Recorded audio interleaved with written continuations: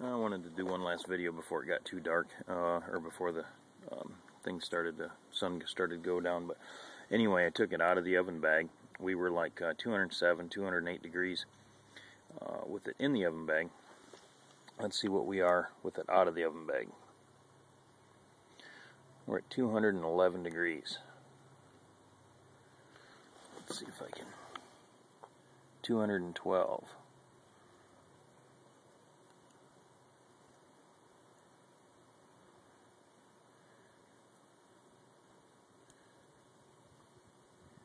I hit 212. Maybe if you look close, it's got steam coming out of it. Ooh.